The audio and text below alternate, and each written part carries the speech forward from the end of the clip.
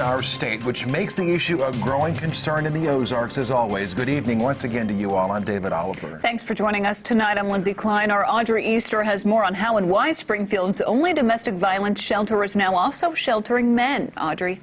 Well, for a variety of reasons, it's often difficult for survivors of domestic violence to ask for help and get away from their abuser. That's especially true if the survivor is a man.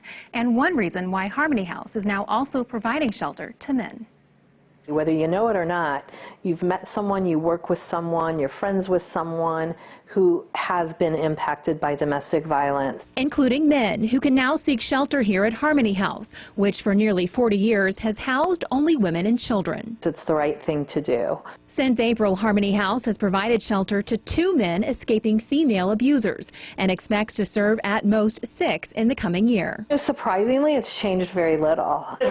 Except room assignments for the shelter's 110 beds. This would be an apartment for a single woman or man, yes. Who would receive either a private or shared room with another client who identifies as male and access to a private but shared bathroom. They don't ever have to share facilities that would make them feel uncomfortable. Regardless of gender, domestic violence survivors often face similar challenges, including fear and shame, which for men can be more difficult to deal with. For men in particular, that shame and embarrassment is even greater because they're a man and they shouldn't, be allowing somebody to physically hurt them. About 15% of all domestic violence victims are men, and Harmony House staff say make up an underserved population. Nonetheless, they need the same services. They need the same access to a safe place as anybody else does, as a woman does.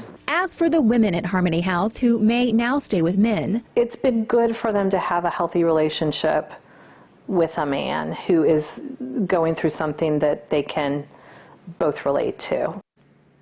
Harmony House may be the first domestic violence shelter in the state to house men, but staff say it likely won't be the last. That's due to critical government funding that could soon require all shelters to provide equal housing services. Audrey Easter tonight. Thanks. Also new at 6 right now on Color 10. A man has now been